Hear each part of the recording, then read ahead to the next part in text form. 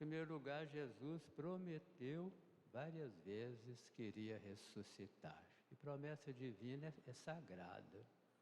Deus não falha nas suas promessas. O que Ele promete, Ele cumpre. Conversando com os discípulos, certa vez Ele disse: o Filho do Homem vai sofrer, vai ser condenado à morte, vai ser flagelado, vai ser coroado de espinhos, vai ser crucificado, mas ao terceiro dia Ele vai ressuscitar. Então os apóstolos sabiam disso. Não tinha motivo de duvidar nunca mais. Mas a fraqueza humana é tão grande que até os apóstolos tiveram dificuldade. Em outra ocasião, Jesus expulsou os vendilhões do templo. Diz o Evangelho que Ele fez um chicote e expulsou todos aqueles que estavam fazendo da casa de Deus um lugar de conversação. E eles perguntaram a Jesus: quem deu essa autoridade? Quem deu esse poder?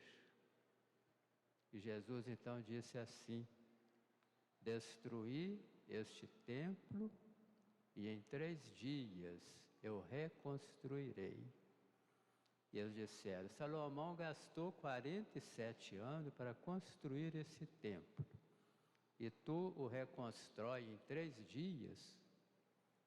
Bem mais tarde, São João, no seu Evangelho, vai dizer que aquele templo de que Jesus falava era o seu corpo, que seria destruído pela morte, mas 3 dias depois seria reconstruído. Ele ressuscitaria. E ainda, em outras circunstâncias, pediram a Jesus um sinal do céu. Jesus já tinha dado tantos sinais, já tinha realizado tantas maravilhas, e eles queriam mais sinal ainda. E Jesus disse: a essa geração incrédula, nenhum sinal será dado, a não ser o sinal de Jonas. Assim como Jonas ficou 3 dias e 3 noites no ventre da baleia, o Filho do Homem ficará 3 dias, 3 noites no ventre da terra e 3 dias depois ressuscitará. Então, por 3 vezes, um número bíblico, muito usado na Sagrada Escritura, Jesus prometeu solenemente que iria ressuscitar. E Ele deu prova disso. Ele mostrou com fatos concretos que Ele tem poder para ressuscitar. Ele ressuscitou uma menina de 12 anos, a pedido do seu pai, chamado Jairo. Ele insistiu com Jesus, que a filha dele estava morrendo. E quando Jesus chegou a casa, ela já estava morta. Diz o Evangelho que ele a tomou pela mão e ela ressuscitou. Tinha 12 anos, uma menina, uma criança. Jesus ressuscitou também o jovem de Naim, cujo cortejo fúnebre já estava a caminho do cemitério. Jesus mandou parar, aproximou-se do esquife e disse: jovem, eu te ordeno, levanta-te. E aquele rapaz se levantou. E Jesus o entregou à sua mãe, que era viúva. Talvez necessitasse tanto daquele filho, talvez fosse o seu arrimo. E para ajudar aquela mãe, Jesus faz esse milagre. E o milagre mais espantoso foi de Lázaro, irmão de Marta e Maria, habitante lá de Betânia. Lázaro já estava morto há 4 dias. Seu corpo já estava em corrupção, já estava se estragando no túmulo. Jesus vai, manda retirar a pedra e chama Lázaro para fora. E ele sai vivo. Então são fatos concretos, narrados pelo Santo Evangelho, para mostrar que Jesus tem poder para isso, em todas as idades, em todas as circunstâncias da vida. E de fato Ele ressuscitou, não só prometeu, não só mostrou que tem poder para isso, mas realizou a promessa. O Evangelho de hoje é prova disso. Maria Madalena foi a primeira a ver o sepulcro vazio, a pedra retirada, e ali era o primeiro sinal da ressurreição. Ninguém colocou a mão em Jesus, tanto assim que o lençol estava dobrado, o pano que cobriu a sua cabeça estava enrolado, tudo direitinho, mas o sepulcro estava vazio. Então Madalena teve essa felicidade de ser a primeira a ver Jesus ressuscitado. Logo depois, em seguida, ela encontra com Jesus. Era de madrugada, bem cedinho. Talvez seus olhos não estivessem vendo direito, talvez marejado pelas lágrimas. Mas ela confundiu Jesus pensando que era um jardineiro que estava ali. E quando Jesus pronunciou seu nome, ela descobriu que era o Senhor, pelo timbre de sua voz. Então Madalena teve essa alegria, porque ela foi a primeira a chegar. E foi correndo ao túmulo. Muitas vezes nós somos muito preguiçosos. Muitas vezes nós chegamos atrasados. E quem chega atrasado perde muitas coisas boas. Madalena foi correndo. Diz o Evangelho que os 2 discípulos correram também, Pedro e João.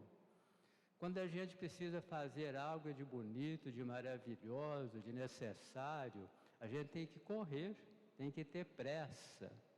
Senão a gente chega depois e pode ser muito tarde. Então nós temos que aprender com Santa Madalena a procurar a Jesus Cristo o mais rápido possível. Não permanecer nunca longe de Deus, não deixar que o pecado nos domine, não ficar deixando para depois. Eu confesso o ano que vem, pode ser muito tarde. É a Páscoa esse ano. Aliás, a Páscoa vai até Pentecostes. Quem não pode se confessar ainda tem 50 dias para isso.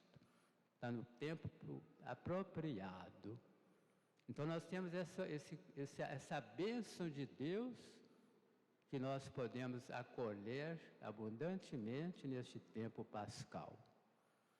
E Jesus vai em seguida aparecer a vários discípulos. Aparece aos 2 discípulos de Emaús, enquanto caminhavam para a sua casa.